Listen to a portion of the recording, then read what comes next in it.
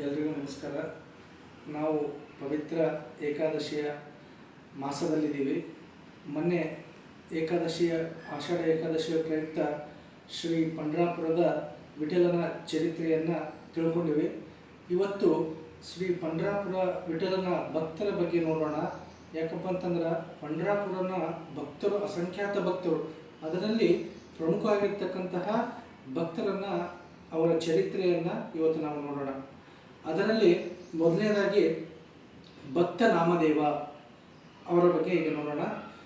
ಭಕ್ತ ನಾಮದೇವ ತಂದೆ ತಾಯಿ ಪಂಡ್ರಾಪುರದಲ್ಲಿರ್ತಕ್ಕಂಥ ವಿಷ್ಣು ಭಕ್ತರಾಗಿರ್ತಕ್ಕಂಥ ದಾಮಾಜಿ ಮತ್ತು ಗುಣಾಬಾಯಿ ಇಬ್ಬರು ಕೂಡ ಮಹಾನ್ ವಿಷ್ಣು ಭಕ್ತರು, ವಿಠಲನ ಭಕ್ತರು. ಒಳ್ಳೆಯ ಸಂಸಾರವನ್ನು ಮಾಡ್ತಾ ಸುಖವಾಗಿ ಬದುಕ್ತಾ ಇರ್ತಾರೆ ಪಂಡ್ರಾಪುರದಾಗ ವಿಠಲನ ದಯೆಯಿಂದ.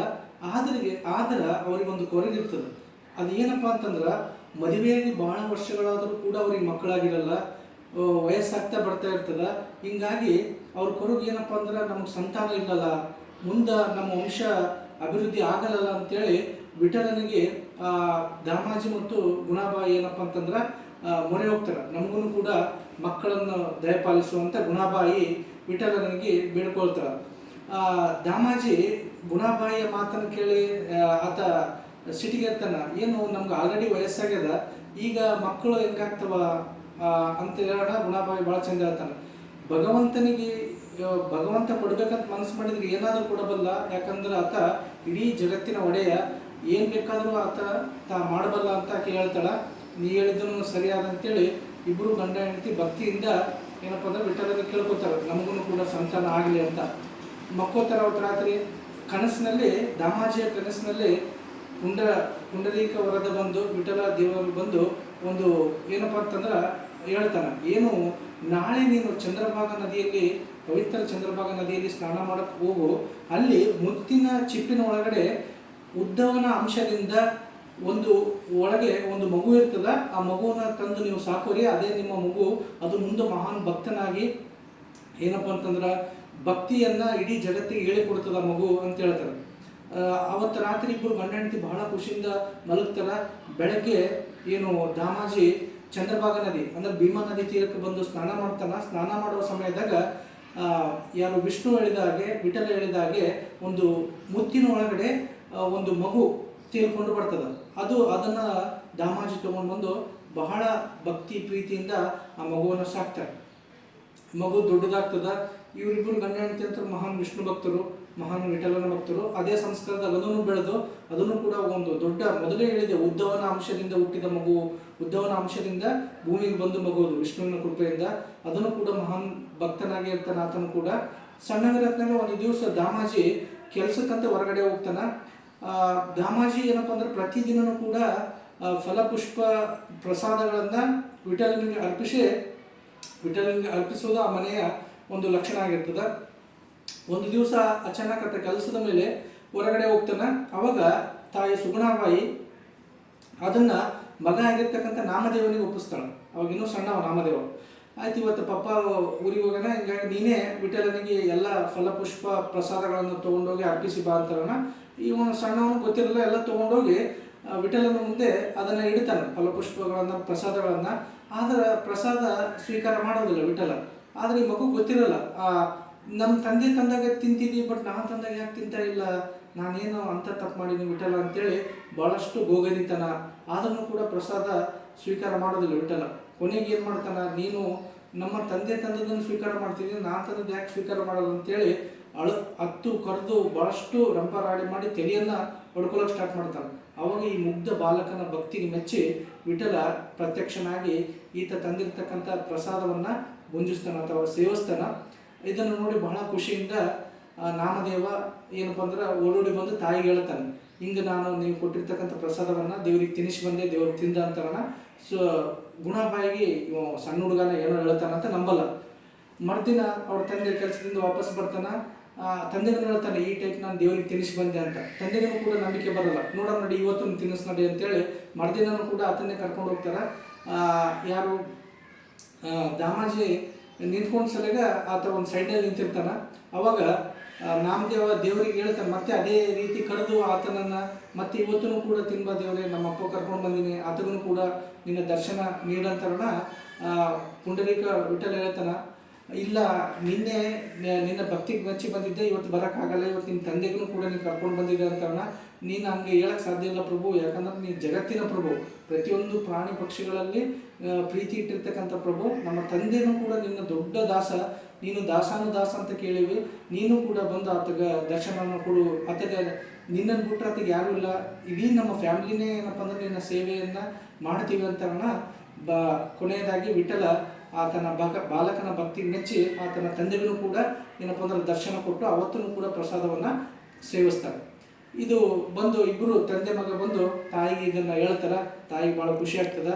ನೆಕ್ಸ್ಟ್ ಬರ್ತಾ ಬರ್ತಾ ನಾಮದೇವನಿಗೆ ವಯಸ್ಸಾಗ್ತದೆ. ಏನಪ್ಪ ಅಂದ್ರೆ ಆತಗೊಂದು ರುಕ್ಮಾದೇವಿ ಅಂತಕ್ಕಂಥ ಇದು ರಾಧಾರಾಣಿ ಅಂತಕ್ಕಂಥ ಒಬ್ಬ ಹೆಣ್ಣನ್ನು ತಂದು ಆತನಿಗೆ ಮದುವೆ ಮಾಡ್ತಾರೆ ವಯಸ್ಸಾದಗಳೇ. ಸ್ವಲ್ಪ ದಿನದ ನಂತರ ಒಂದು ಮಗುನು ಕೂಡ ಹುಟ್ಟುತ್ತದೆ, ಒಂದು ಗಂಡು ಮಗು. ಆ ಗಂಡು ಮಗುವಿನ ನಾಮಕರಣಕ್ಕೆ ದಾಮಾಜಿ ವಿಠಲನನ್ನು ಆಹ್ವಾನಿಸ್ತಾನೆ, ನನ್ನ ಮೊಮ್ಮಗುವಿನ ನಾಮಕರಣಕ್ಕೆ ಬಾ ದೇವ ಅಂತೇಳಿ.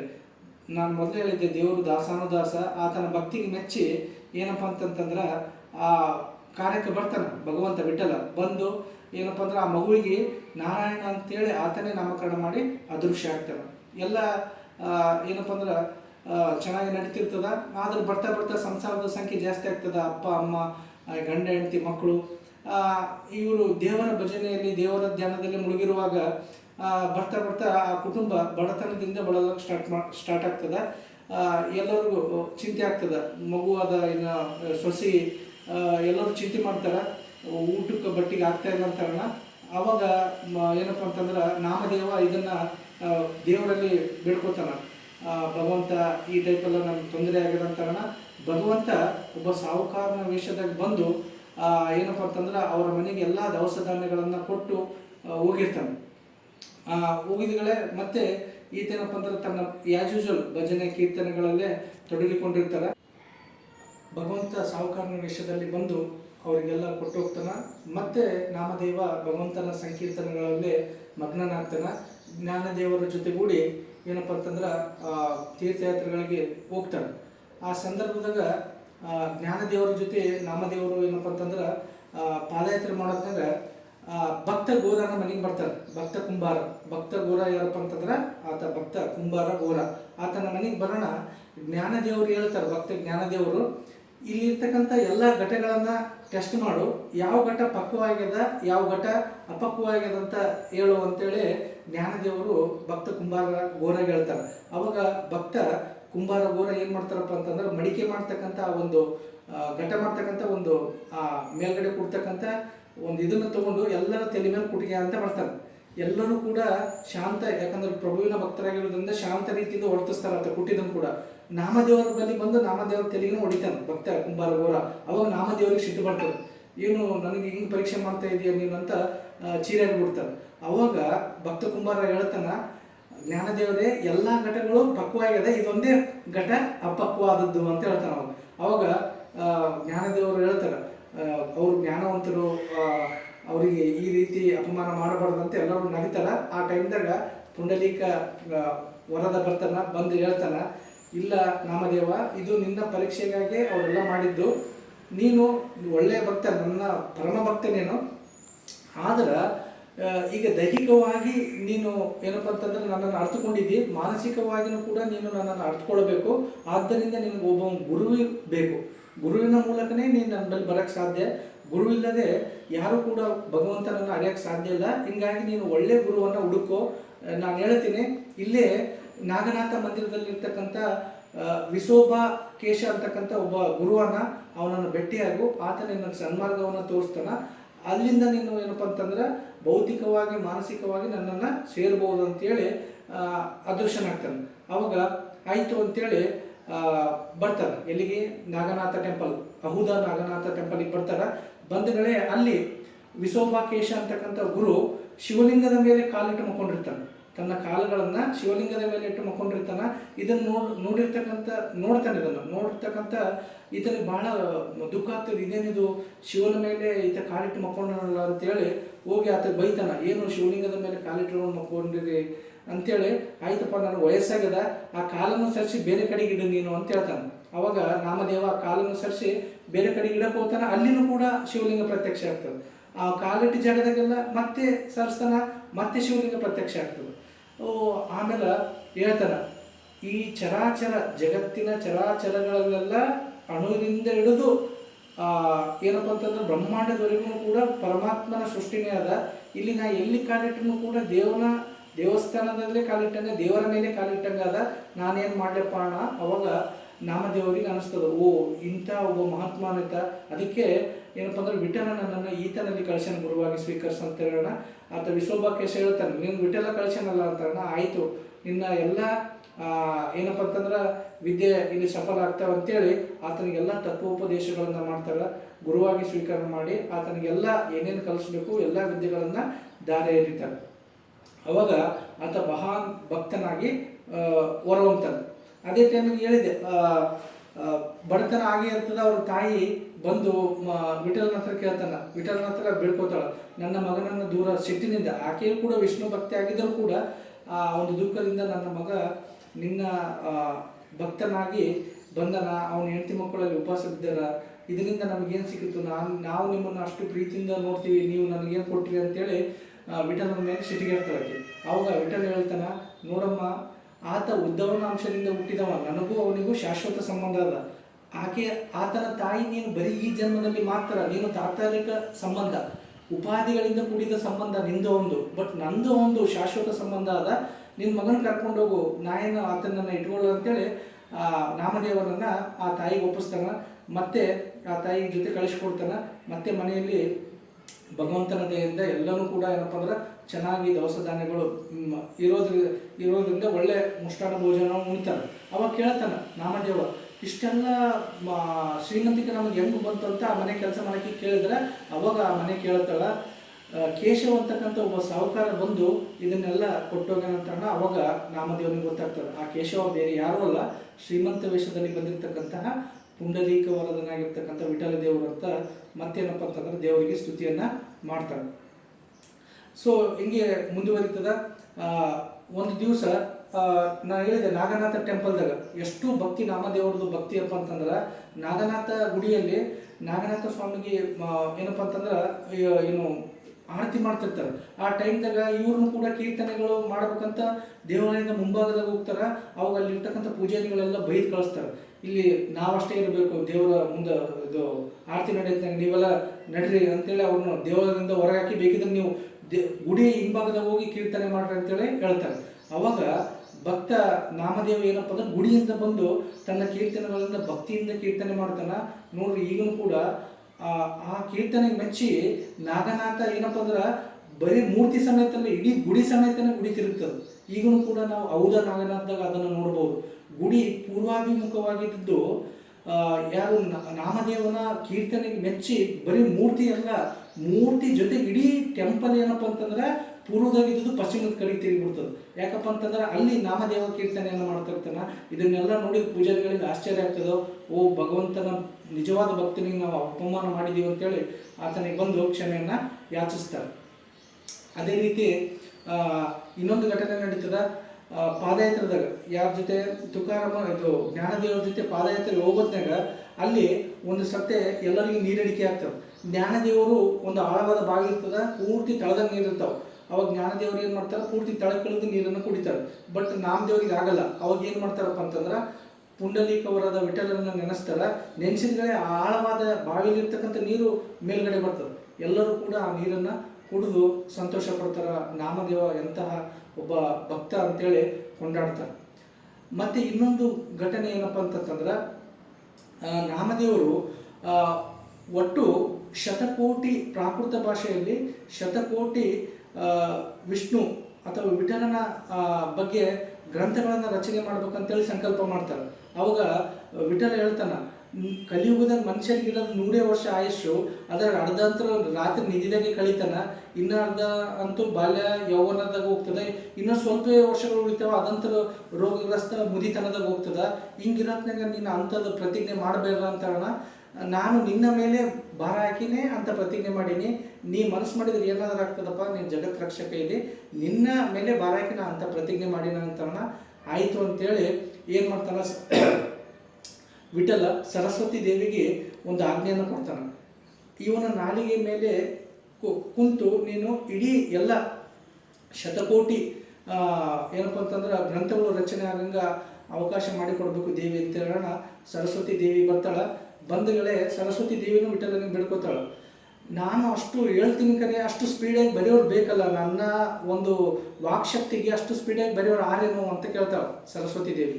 ಅವಾಗ ವಿಷ್ಣು, ದಟ್ ಮೀನ್ಸ್ ವಿಠಲ, ಹೌದು ಸರಸ್ವತಿ ದೇವಿ, ನೀನು ಹೇಳೋದನ್ನು ಕರೆ ಅದ, ನಿನ್ನ ಆ ವಾಕ್ಶಕ್ತಿಗೆ ಬರೀತಕ್ಕಂಥ ಸಾಮರ್ಥ್ಯ ಇಲ್ಲ, ಹಿಂಗಾಗಿ ನಾನೇ ಬರ್ತೀನಿ ಅಂತೇಳಿ ವಿಠಲ ವೈಕುಂಠದಿಂದ, ದಟ್ ಮೀನ್ಸ್ ವಿಷ್ಣು ಬಂದು ಬರೆಯಕ್ಕೆ ಸ್ಟಾರ್ಟ್ ಮಾಡ್ತಾರೆ.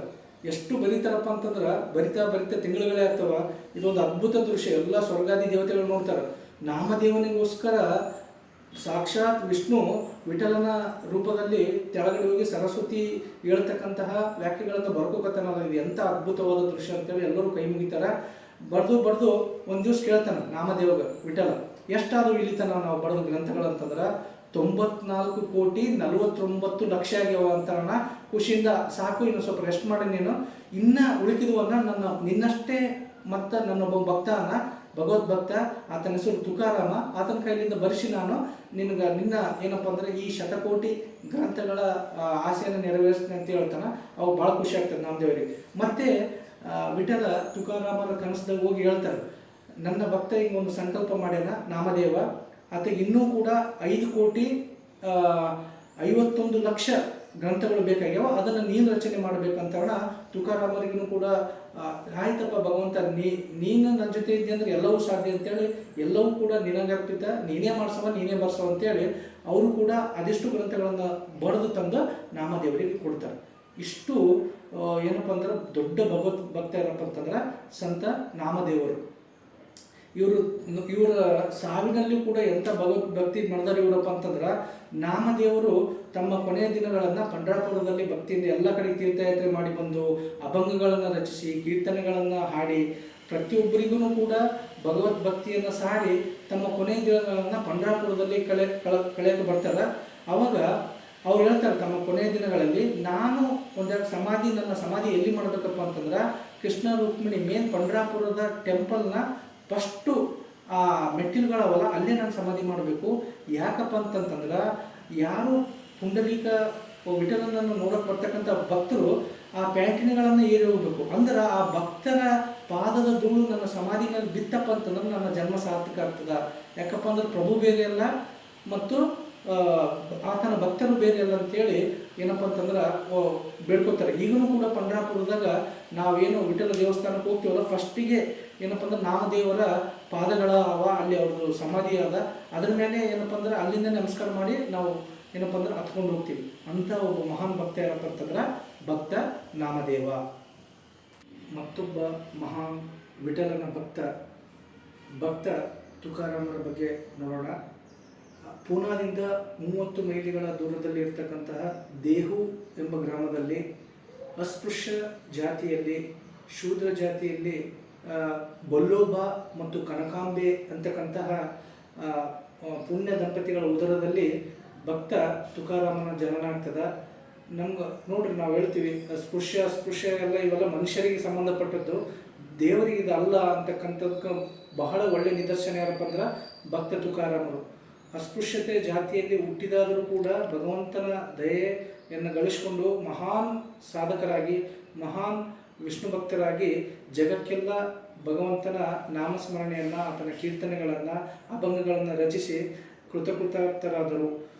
ಭಗವಂತನಿಗೆ ಇದರಿಂದ ನಮ್ಗೆ ತಿಳಿಯೋದೇನಪ್ಪ ಅಂತಂದ್ರೆ, ಭಗವಂತನಿಗೆ ಜಾತಿ ಬೇಕಿಲ್ಲ, ಆತಗೆ ನೀತಿ ಬೇಕು, ಆತಗೆ ದ್ವೇಷ ಬೇಕಿಲ್ಲ, ಆತಗೆ ಪ್ರೇಮ ಬೇಕು ಅಂತಕ್ಕಂಥ ಒಂದು ಸಂದೇಶ ಇವರ ಜೀವನದಿಂದ ಇಡೀ ಜಗತ್ತಿಗೆ ಏನಪ್ಪ ಅಂದ್ರೆ ರವಾನೆ ಆಗ್ತದೆ. ಸಂತ ತುಕಾರಾಮರು ಏನಪ್ಪ ಅಂತಂದ್ರೆ ಸಣ್ಣ ವಯಸ್ಸಿದಾಗೆ ಮಹಾನ್ ವಿಷ್ಣು ಭಕ್ತರಾಗಿರ್ತಾರೆ. ಇವರಿಗೆ ಏನಪ್ಪ ಅಂದ್ರೆ ವಯಸ್ಸಿಗೆ ಬರೋಣ ತಂದೆ ತಾಯಿಗಳು ಮದುವೆ ಮಾಡ್ತಾರೆ. ಆಕೆಯ ಹೆಸರು ರುಕ್ಮಾಬಾಯಿ ಅಂತ. ಮದುವೆ ಮಾಡಿಕೊಡ್ತಾರೆ, ಸಂಸಾರ ನಡೆದಿರ್ತದೆ. ಆದ್ರೆ ಏನಾಗ್ತದೆ, ರುಕ್ಮಾಬಾಯಿಗೆ ಟಿ ಬಿ, ಆಕೆಯ ಸಣ್ಣ ವಯಸ್ಸಿಗೆ ಟಿ ಬಿ ಅಟ್ಯಾಕ್ ಆಗ್ತದೆ. ಇದರಿಂದ ತಂದೆ ತಾಯಿಗಳು ಮನನೊಂದು ಆಕೆಯ ಮನ ಒಲಿಸಿ ಮತ್ತೆ ತುಕಾರಾಮರಿಗೆ 2ನೇ ಮದುವೆಯನ್ನು ಮಾಡ್ತಾರೆ. ಆಕೆ ಇರೋ ಹೊತ್ತಿನಾಗೆ, ಯಾಕಂದ್ರೆ ಆಕೆಗೆ ಟಿ ಬಿ ಬಂದು, ಕ್ಷಯರೋಗ ಬಂದು ಭಾಳಷ್ಟು ಏನಪ್ಪ ಅಂದ್ರೆ ಆಸೆ ಹಿಡಿದಿರ್ತಾಳೆ. ತುಕಾರಾಮರು ತಂದೆ ತಾಯಿಗಳ ಒತ್ತಾಯದ ಮೇಲೆ ಮತ್ತೊಂದು ಮದುವೆಯನ್ನು ಮಾಡ್ಕೊತಾರೆ. ಆಕೆಯ ಹೆಸರು ಜೀಜಾಬಾಯಿ. ಆಕೆನೂ ಕೂಡ ಮಹಾನ್ ವಿಷ್ಣು ಭಕ್ತಿಯಾಗಿರ್ತಾಳೆ. ಕಾಲ ಕಳೆದಿಂದ ಸ್ವಲ್ಪ ದಿನಗಳ ನಂತರ ಮೊದಲನೇ ಹೆಂಡತಿಯಾಗಿರ್ತಕ್ಕಂಥ ರುಕ್ಮಾಬಾಯಿ ಏನಪ್ಪ ಅಂತಂದ್ರೆ ತೀರ್ಕೊಳ್ತಾಳೆ. ಮತ್ತು ಆಕೆಗೆ ಹುಟ್ಟಿರ್ತಕ್ಕಂಥ ಒಬ್ಬ ಮಗನೂ ಕೂಡ ಏನಪ್ಪ ಅಂದ್ರೆ ಸತ್ತು ಹೋಗ್ತಾನೆ. ಇದರಿಂದ ತುಕಾರಾಮರಿಗೆ ಭಾಳಷ್ಟು ವಿರಹ ವೇದನೆ ಆಗ್ತದೆ. ಇನ್ನು ಹೀಗೆ ನಡೆದಿರತ್ತಾಗ ಇನ್ನೂ ಸ್ವಲ್ಪ ಕಾಲ ಆದಮೇಲೆ ಅವರ ತಂದೆ ತಾಯಿಗಳು ಕೂಡ ತೀರ್ಕೋತಾರೆ. ಹಿಂಗಾಗಿ ಅವ್ರ ಮನೆಯಲ್ಲಿ ಮೇಲಿಂದ ಮೇಲೆ ಸಾವುಗಳನ್ನು ನೋಡಿ ತುಕಾರಾಮರಿಗೆ ಭಾಳಷ್ಟು ನೋವುಗಳು ಉಂಟಾಗ್ತದೆ. ಅದೇ ಟೈಮ್ದಾಗೆ ಏನಪ್ಪ ಅಂತಂದ್ರೆ ಅವರಿಗೆ ಬಡತನದ ಸಂಸಾರ, ಸೊ ತಿನ್ನೋಕ್ಕೂ ಕೂಡ ಭಾಳಷ್ಟು ಕಷ್ಟ ಆಗ್ತಿರ್ತದೆ. ಅವರ ಹೆಂಡತಿಗೆ ಇನ್ನು 2ನೇ ಹೆಂಡತಿಗೆ ಇನ್ನೂ ಕೂಡ ಮಗುವಾಗಿರೋದಿಲ್ಲ. ಆ ಸಮಯದಾಗ ಏನಾಗ್ತದಪ್ಪ ಅಂತಂತಂದ್ರೆ ಇವರು ಕೀರ್ತನೆ ಎಲ್ಲ ಅವರ ಬಳಗದವರು ಇವರು ಬಡವರಾಗಿದ್ದ ಸಲಿಗೆ ಅವ್ರನ್ನ ಯಾರೂ ಕರ್ಕೋದಿಲ್ಲ, ಅವ್ರಿಗೆ ಯಾರೂ ಮಾತಾಡ್ಸೋದಿಲ್ಲ. ಏನೇ ಸಣ್ಣ ಪುಟ್ಟ ವ್ಯಾಪಾರ ಮಾಡೋ ಕೂಡ ಅದಕ್ಕೆ ಸಕ್ಸಸ್ ಆಗೋದಿಲ್ಲ. ಸೊ ಏನಪ್ಪ ಅಂತಂದರೆ ಇವರು ಎದುರುಗಡೆ ಬಂದರೆ ಏನಪ್ಪ ಅಂದ್ರೆ ಏನೋ ಒಂದು ಕೆಟ್ಟದಾಗ್ತದೇನೋ ಅಂತಕ್ಕಂಗೆ ನೋಡ್ತಿರ್ತಾರೆ ಇವರು ಬಡತನದಲ್ಲಿ ಸಿಕ್ಕಾಕೊಂಡು ಸಲಿಗೆ. ಸೊ ಹಿಂಗಾಗಿ ಇವರಿಗೆ ಒಂದು ವೈರಾಗ್ಯ ಉಂಟಾಗಿ ಹೇಳಿ ವಿಷ್ಣು ಪುರಾಣದಾಗ ಹೇಳ್ತಾರೆ, ಭಗವಂತ ಯಾರಿಗಾದ್ರೂ ಒಲಿಬೇಕಪ್ಪ ಅಂದ್ರೆ ಆತ ಅವರಲ್ಲಿ ಇರ್ತಕ್ಕಂಥದ್ದನ್ನು ಎಲ್ಲವನ್ನು ಕಿತ್ಕೋತಾನಂತೆ, ಎಸ್ಪೆಷಲಿ ದುಡ್ಡು ಸಂಬಂಧಗಳನ್ನು. ಅಂದ್ರೆ ಆತ ಅವಾಗ ಭಗವದ್ಭಕ್ತನಾಗ್ತಾನ ಅಂತಕ್ಕಂಥದ್ದು ವಿಷ್ಣು ಪುರಾಣದಲ್ಲಿ ಉಲ್ಲೇಖ ಅದ. ಅದು ತುಕಾರಾಮರ ಜೀವನದಾಗ ಅಕ್ಷರಶಃ ಸತ್ಯವಾಗಿ ನಡೀತದೆ. ವೈರಾಗ್ಯ ಉಂಟಾಗಿ ಏನು ಮಾಡ್ತಾರೆ ತುಕಾರಾಮರು, ಒಂದು ಅಲ್ಲೇ ತಮ್ಮ ಗ್ರಾಮದಲ್ಲಿರ್ತಕ್ಕಂತಹ ಪೂರ್ತಿ ಹಳೆಯದಾಗಿರ್ತಕ್ಕಂಥ ಪಾಂಡುರಂಗ ವಿಠಲನ ದೇವಸ್ಥಾನದಲ್ಲಿ ಹೋಗಿ ತಾವೇ ಆ ಗುಡಿಯನ್ನು ಸ್ವಚ್ಛ ಮಾಡಿ ಅಲ್ಲೇ ಏನಪ್ಪ ಅಂದ್ರೆ ಭಜನೆಯನ್ನು ಮಾಡೋದು, ಅಲ್ಲೇ ರಾತ್ರಿ ಇರೋದು, ಏಕಾದಶಿ ವ್ರತವನ್ನು ಮಾಡ್ತಿರ್ತಾರೆ. ಅಲ್ಲಿ ಯಾರು ಜನಗಳು ಕೂಡ ಜಾಸ್ತಿ ಬರ್ತಿರಲ್ಲ. ಇವ್ರು ಯಾವಾಗ ಹೋಗಿ ಅಲ್ಲಿ ಸಾಧನೆಯನ್ನು ಮಾಡ್ತಿರ್ತಾರೆ ಅವಾಗ ಕೆಲವು ಸಂತರಿಗೆ ಅದು ತಿಳಿದು ಅಲ್ಲಿ ಬಂದವರು ಕೀರ್ತನೆಗಳನ್ನು ಆಡ್ತಿರ್ತಾರೆ. ತುಕಾರಾಮನ ಕೀರ್ತನೆಗಳು ಬರೋದಿಲ್ಲ, ಅವರು ಬರೀ ಭಜನೆಯನ್ನು ಮಾಡ್ತಿರ್ತಾರೆ. ಆ ಸಂತರಿಂದ ಕೀರ್ತನೆಗಳನ್ನು ಕಲ್ತ್ಕೊಂಡು ಅವರು ಕೂಡ ಆ ಸಂತರಿಂದ ಭಗವಂತನ ಕಥೆಗಳನ್ನು ಕೇಳಿಕೊಂಡು ಏನಪ್ಪ ಅಂದ್ರೆ ಭಗವಂತನ ವಾಣಿಯನ್ನು ಕೇಳಿ ಖುಷಿ ಪಡ್ತಿರ್ತಾರೆ. ಆ ಸಂತರಿಂದ ಎಲ್ಲ ವಿಠಲನ ವಿಷ್ಣುವಿನ ಕೀರ್ತನೆಗಳನ್ನು ಕಲ್ತ್ಕೊಂಡು ಅತಿ ಶೀಘ್ರದಲ್ಲಿ ಪ್ರಾಕೃತ ಭಾಷೆಯನ್ನು ಕೂಡ ಅವರು ಕಲಿತಾರೆ. ವಿಷ್ಣುವಿನ ದಯೆಯಿಂದ ಪ್ರಾಕೃತ ಭಾಷೆಯಲ್ಲಿ ಅನೇಕ ಕೀರ್ತನೆಗಳು ರಚಿಸುವಷ್ಟು ಪ್ರಬುದ್ಧರಾಗ್ತಾರೆ. ನಾಮದೇವರು ಕಥೆ ಹೇಳಿದೆ, ನಾಮದೇವರು ಒಂದು ಸಂಕಲ್ಪ ಮಾಡಿರ್ತಾರೆ, ಶತಕೋಟಿ ಏನಪ್ಪ ಅಂದ್ರೆ ವಿಷ್ಣು ಗ್ರಂಥಗಳನ್ನು ರಚಿಸಬೇಕಂತ. ವಿಷ್ಣು ತುಕಾರಾಮರ ಕೈಯಿಂದ 5,51,00,000 ಗ್ರಂಥಗಳನ್ನು ರಚನೆ ಮಾಡಿಸ್ತಾರೆ ತುಕಾರಾಮರು. ಯಾಕಪ್ಪ ಅಂತಂದ್ರೆ ಇದು ವಿಷ್ಣುವಿನ ಲೀಲೆಯಾಗಿರ್ತದೆ. ಮುಂದೆ ಇವರು ನೋಡ್ರಿ, ಭಗವಂತ ಇಚ್ಛೆ ಮಾಡಿದ್ರೆ ಏನು ಬೇಕಾದರೂ ಆಗ್ತದೆ. ಏನೂ ಗೊತ್ತಿಲ್ಲತಕ್ಕಂಥ ಒಬ್ಬ ಮನುಷ್ಯ ಭಗವಂತನ ದಯೆಯಿಂದ 5,51,00,000 ಏನಪ್ಪ ಅಂದ್ರೆ ವಿಷ್ಣು ಗ್ರಂಥಗಳನ್ನು ಪ್ರಾಕೃತ ಭಾಷೆಯಲ್ಲಿ ರಚಿಸ್ತಾರೆ.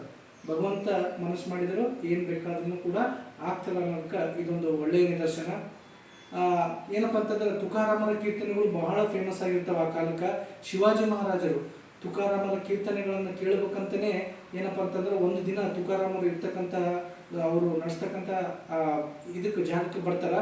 ಆವಾಗ ನಮ್ಮೆಲ್ಲರಿಗೂ ಗೊತ್ತು, ಔರಂಗಜೇಬ್ ಮೊಘಲರ ಆಡಳಿತ ಇರ್ತದೆ. ಔರಂಗಜೇಬ್ ಶಿವಾಜಿ ಮಹಾರಾಜರಿಗೆ ಹುಡ್ತಿರ್ತಾರೆ, ಹೆಂಗಾದ್ರೂ ಮಾಡಿ ಶಿವಾಜಿಗೆ ಹಿಡಿಬೇಕಂತೇಳಿ. ಗೊತ್ತಾಗ್ತದ ಈ ರೀತಿ ತುಕಾರಾಮರು ಹರಿಕಥೆ ಹೇಳಲ್ಲಿ ಇವರು ಆ ಕೀರ್ತನೆಗಳ ಹೇಳಲ್ಲಿ ಶಿವಾಜಿ ಮಹಾರಾಜರು ಬಂದರು ಅಂತೇಳಿ ಯೋಗ ವಿಷಯ ಗೊತ್ತಾಗಿ ಮೊಘಲ್ ಸಾಮ್ರಾಜ್ಯದವ್ರು ಏನು ಮಾಡ್ತಾರೆ, ತಮ್ಮ ಸೈನಿಕರೆಲ್ಲ ಅಲ್ಲಿ ಕಳಿಸ್ತಾರೆ.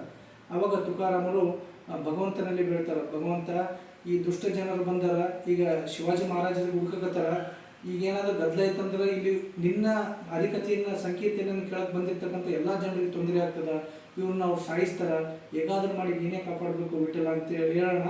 ಅವಾಗ ಪ್ರತ್ಯಕ್ಷ ಪಾಂಡುರಂಗನೇ ಏನಪ್ಪ ಅಂದ್ರೆ ಒಂದು ಐಡಿಯಾ ಮಾಡಿ ಏನು ಮಾಡ್ತಾರಪ್ಪ ಅಂತಂದ್ರೆ ಪಾಂಡುರಂಗನೇ ಶಿವಾಜಿ ವೇಷದಲ್ಲಿ ಬಂದು ಏನಪ್ಪ ಅಂದ್ರೆ ಆ ಜನರ ಗುಂಪಿನಿಂದ ಓಡಿ ಹೋಗಕ್ಕೆ ಸ್ಟಾರ್ಟ್ ಮಾಡಿಬಿಡ್ತಾರೆ.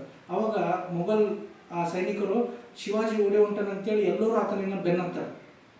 ಸೊ ಎಷ್ಟು ದೂರ ಹೋಗ್ತಾರಪ್ಪ ಅಂದ್ರೆ ಸನೀಪ್ ಬಂದಾಗೆಲ್ಲ ಹೋಗಿ ಹಿಡಿಬೇಕನ್ನಷ್ಟಿಗೆ ದೂರ ಹೋಗಿ ನಿಂತ್ಬಿಟ್ಟಿರ್ತಾರೆ ಶಿವಾಜಿ ಮಹಾರಾಜರು. ಅದು ಶಿವಾಜಿ ಮಹಾರಾಜರು ಆಗಿರಲ್ಲ, ಶಿವಾಜಿ ಮಹಾರಾಜರ ವೇಷದಲ್ಲಿ ಬಂದಿರ್ತಕ್ಕಂಥ ಪಾಂಡುರಂಗ ವಿಠಲ ಆಗಿರ್ತಾನ. ಇಷ್ಟು ದೂರ ಕರ್ಕೊಂಡು ಹೋಗ್ತಾರಪ್ಪ ಅಂತಂತಂದ್ರೆ ಒಂದು ಬೆಟ್ಟದ ಮೇಲೆ ಕರ್ಕೊಂಡು ಹೋಗ್ತಾರೆ. ಆ ಕೃತಿಗೆ ಇವ್ರದೆಲ್ಲ ಕೈಕಾಲುಗಳೆಲ್ಲ ಪೂರ್ತಿ ತಣ್ಣಗಾಗಿ ಕುಂತು ಬಿಟ್ಟಿರ್ತಾರೆ, ಇನ್ನು ಆಗೋದಿಲ್ಲ ನಮಗೆ ನಡೆಯೋದಂತೇಳಿ. ಅಲ್ಲಿ ಬೆಳಗತನ ಏನಪ್ಪ ಅಂದ್ರೆ ಶಿವಾಜಿ ಮಹಾರಾಜರು ತುಕಾರಾಮರ ಕೀರ್ತನೆಗಳನ್ನು ಕೇಳಿ ಏನಪ್ಪ ಅಂದ್ರೆ ತಮ್ಮ ಸಾಮ್ರಾಜ್ಯಕ್ಕೆ ಮರಳುತ್ತಾರೆ. ಅಂದ್ರೆ ಅವರ ಕೀರ್ತನೆ ಮತ್ತು ಪ್ರಭುವಿನಲ್ಲಿರ್ತಕ್ಕಂಥ ಭಕ್ತಿ ಎಂಥದ್ದು ಅಂತ ಈ ಪ್ರಸಂಗದಿಂದ ನಾವು ತಿಳಿತದ.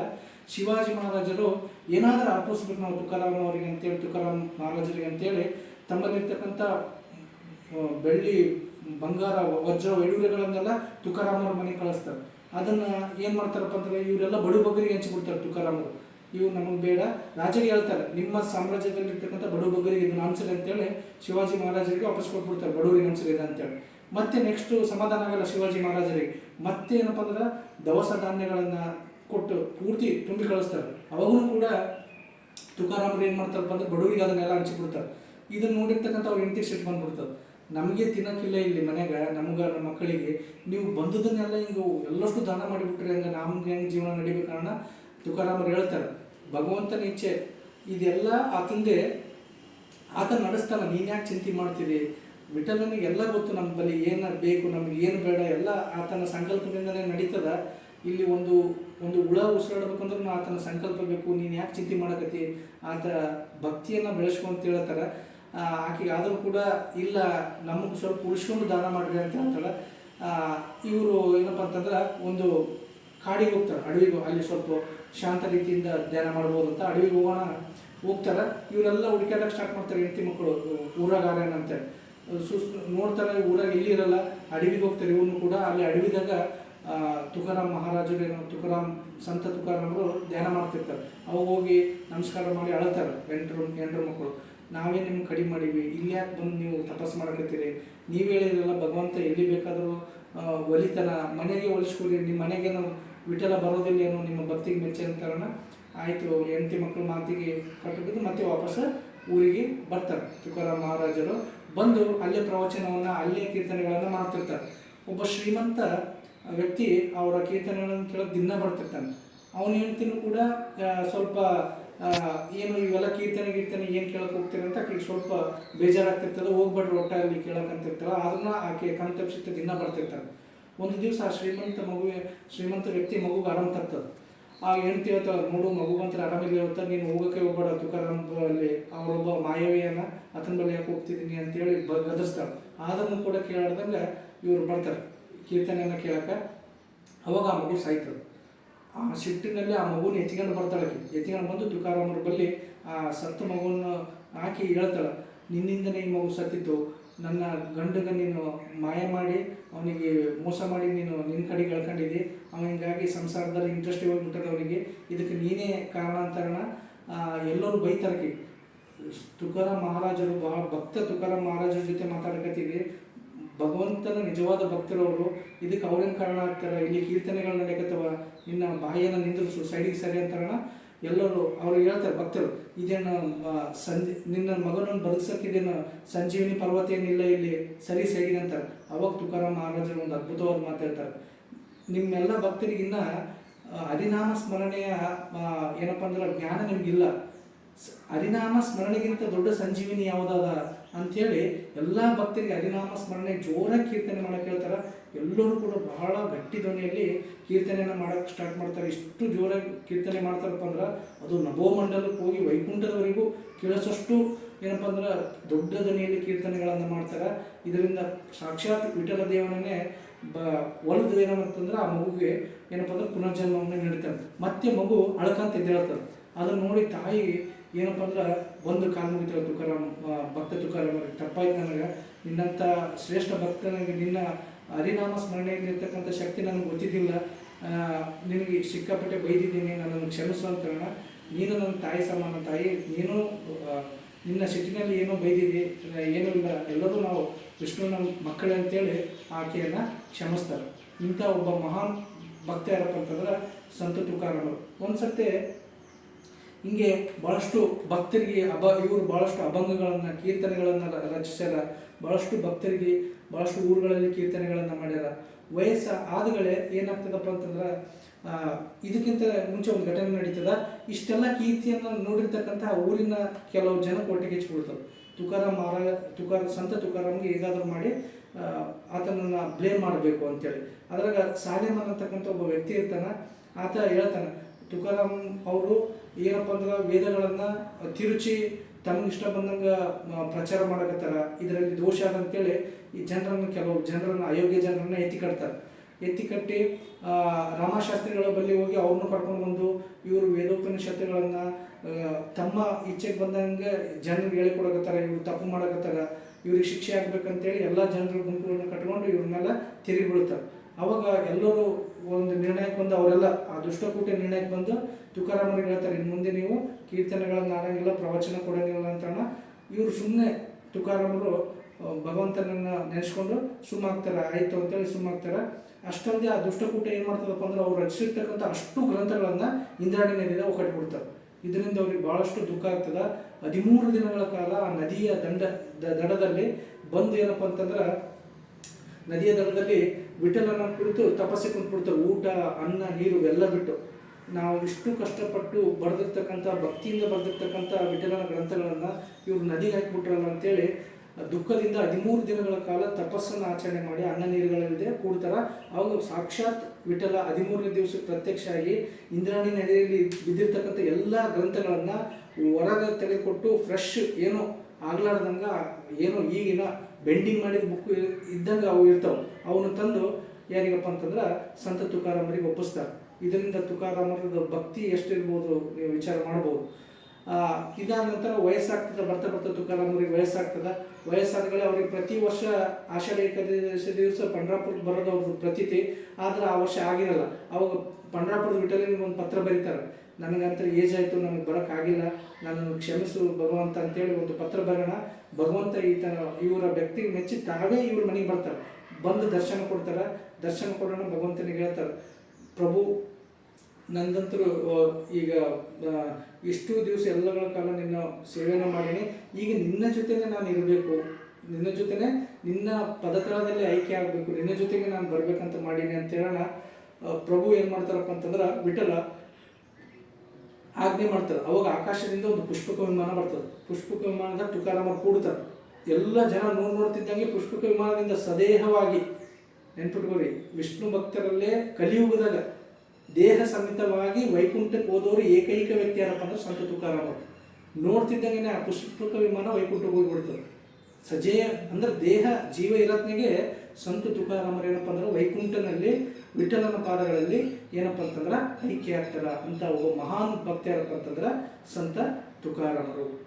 ಇಂತಹ ಹೀಗೆ ವಿಠಲನಿಗೆ ಅನೇಕ ಭಕ್ತರುಗಳಾರ, ಹೇಳ್ಕೊಂತಂದ್ರೆ ಸಾವಿರಾರು ಭಕ್ತರುಗಳಾರ.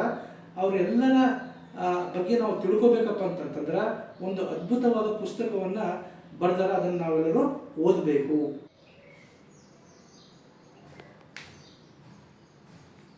ಆ ಮಹಾನ್ ಗ್ರಂಥ ಯಾವುದಪ್ಪ ಅಂದ್ರೆ ಮಹಾಭಕ್ತಿ ವಿಜಯ ಅಂತಕ್ಕಂಥ ಒಂದು ಅದ್ಭುತವಾದ ಪುಸ್ತಕ. ಇದರಲ್ಲಿ ವಿಷ್ಣುವಿನ, ಕೃಷ್ಣನ, ವಿಠಲನ 131 ಭಕ್ತರ ಚರಿತ್ರೆಯನ್ನು ಕೊಟ್ಟರ. 131 ವಿಠಲನ, ಕೃಷ್ಣನ ಭಕ್ತರ ಜೀವನ ಚರಿತ್ರೆಯನ್ನು ನಾವು ಓದಬೇಕಪ್ಪ ಅಂದರೆ ಈ ಪುಸ್ತಕವನ್ನು ಓದಬೇಕು. ಇದು ಆನ್ಲೈನಲ್ಲಿ ಸಿಗ್ತದೆ. ಪ್ರತಿಯೊಬ್ಬರ ಏನಪ್ಪ ಅಂತಂದ್ರೆ ಓದಲೇಬೇಕಾಗಿರ್ತಕ್ಕಂಥ ಒಂದು ಮಹಾನ್ ಗ್ರಂಥ. ಆ ಎಲ್ಲ ಪರಮ ಪವಿತ್ರ ಭಕ್ತರ ಜೀವನ ಹೇಗಿತ್ತು, ಅವರ ಮಹಿಮೆಗಳೇನು, ಅವರ ಕೊಡುಗೆಗಳೇನು ಅಂತಕ್ಕಂಥದ್ದನ್ನು ಸವಿವರವಾಗಿ, ಸಂಕ್ಷಿಪ್ತವಾಗಿ, ಬಹಳ ಸುಂದರವಾಗಿ ಏನಪ್ಪ ಅಂತಂದ್ರೆ ಲೇಖಕರು ಈ ಪುಸ್ತಕದಲ್ಲಿ ನಮಗೆ ಕಟ್ಟಿಕೊಟ್ಟಾರ. ಆದ್ದರಿಂದ ಎಲ್ಲ ಭಕ್ತರು ಕೂಡ ಈ ಪುಸ್ತಕವನ್ನು ಓದಿ ವಿಠಲನ, ಕೃಷ್ಣನ, ವಿಷ್ಣುವಿನ ಭಕ್ತಿಗೆ ಏನಪ್ಪ ಅಂದ್ರೆ ನೀವು ಕೂಡ ಪಾತ್ರರಾಗಿ ಅಂತ ಹೇಳ್ತಾ, ಸರ್ವೇ ಜನ ಸುಖಿನೋ ಭವಂತು. ಜೈ ಪುಂಡಲೀಕ ವರದ ವಿಠಲ.